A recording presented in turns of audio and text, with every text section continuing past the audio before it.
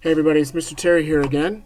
I'm going to teach you a quick lesson on tectonic plates. I'll try to make the video not as long as the last one, so I'm going to get started right away. Alright, so you've already learned that the world underneath you, the ground underneath your feet is not still because of the convection that's happening underneath us. Hot magma rising from the core and falling back down to the core of the earth, and that rising and falling of hot liquid rock causes tectonic plates to move. So this lesson is about the tectonic plates. This is actually a picture of the different tectonic plates.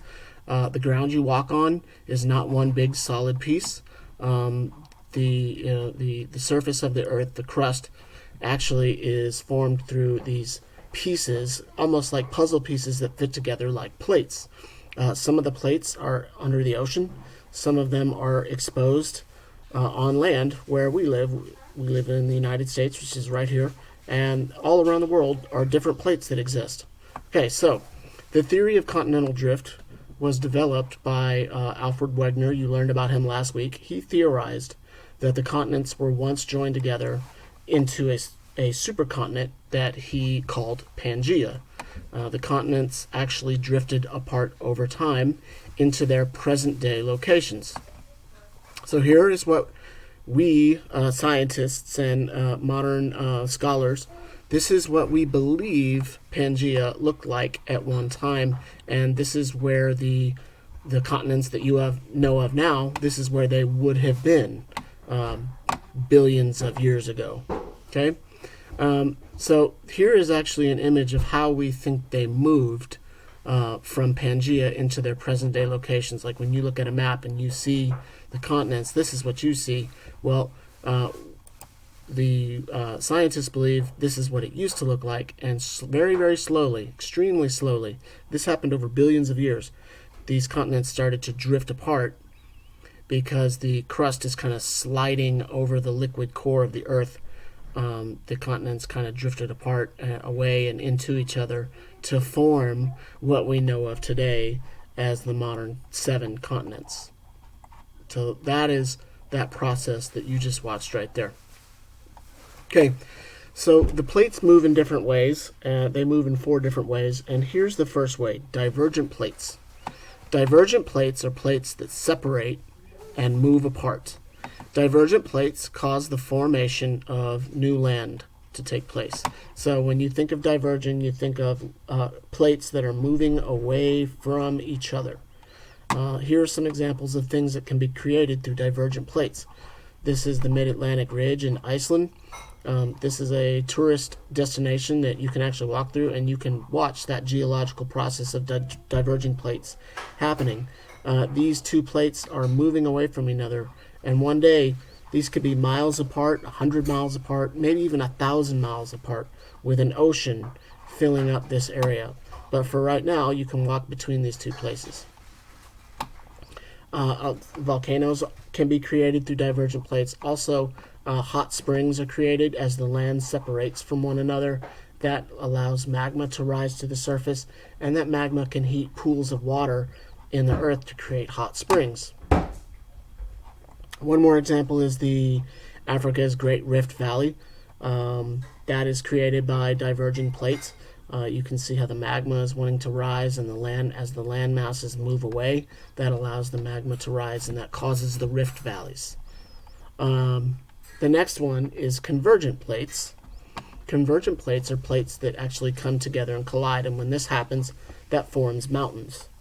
As the plates push together, that forces the rock and the land upwards, and then those are basically mountain builders. That is how the Himalayas and all other mountain ranges are created, through the process of converging plates. Mount Everest is going to continue to grow as the Tibetan or the Eurasian plate and the Indian plate kind of smash together, sort of. They force that rock to just go up and up and up, and Mount Everest actually grows 2.4 inches taller every single year, so it's continuing to grow. Okay, the next one is subducting plates. This is when one plate goes underneath another plate. this also is the process of how volcanoes are formed. So we have one plate, which is going to be subducting, kind of sliding down, while another plate slides above it. The Andes Mountains, for example, in South America, they were created by the result of the Nazca Plate, which is in the ocean, subducting underneath the South American Plate, which is on land. And this kind of plate movement also creates volcanoes. This part of South America exists in the Ring of Fire, and if you haven't heard of the Ring of Fire, no, that's not Nemo and the Ring of Fire. No, not this Ring of Fire. This Ring of Fire. The Ring of Fire is a very geologically active ring around this part of the Earth. This is the United States, North America. Here's South America. This is Alaska. And this is Eastern Asia and South Asia and Australia and the Philippines. All of these areas are very, very, very geologically active. Lots of volcanoes, lots of earthquakes, and lots of plate movement. Okay, the Andes Mountains and its volcanoes. Here's just kind of one more look at the Andes Mountains and its volcanoes. Another place that is created from subducting plates is the Mariana Trench. The Mariana Trench is the deepest part of the ocean that we know of. It is formed as the result of the Philippine Plate subducting underneath the Pacific Plate. And as it's doing that, it's creating this trench. That's why they call it the Mariana Trench. It's literally like a hole in the ocean, and it is the deepest place on Earth that we know of. Mount Everest could fit comfortably inside here with plenty of room to spare. And even the Titanic, which sunk, everyone knows the Titanic. If the Titanic were on the seafloor, it would have only landed right here in the Mariana Trench. There's some pretty weird creatures that live down there. We have the Dumbo, the Dumbo squid. We have the anglerfish. We have the frilled shark, and even the goblin shark, which I encourage you to look up. His jaws shoot out of his mouth when they want to catch a fish. It's kind of cool looking when you see it in slow motion. So there's the Mariana Trench. Transforming plates. Transforming plates slide up against one another, and this is the cause of a lot of earthquakes. So when you have two plates that are kind of sliding against each other, that causes the ground to shake. As one plate kind of pushes and pushes and pushes and the other one gives, it releases a lot of pressure, and that is that shaking in the earth that we would call an earthquake. The San Andreas Fault in California, I'm sure you know California is famous for being a big-time earthquake area. The San Andreas Fault is a transforming boundary, as one plate is kind of grinding, moving along another plate. That causes things like this to happen. Railroad tracks to become twisted and bent.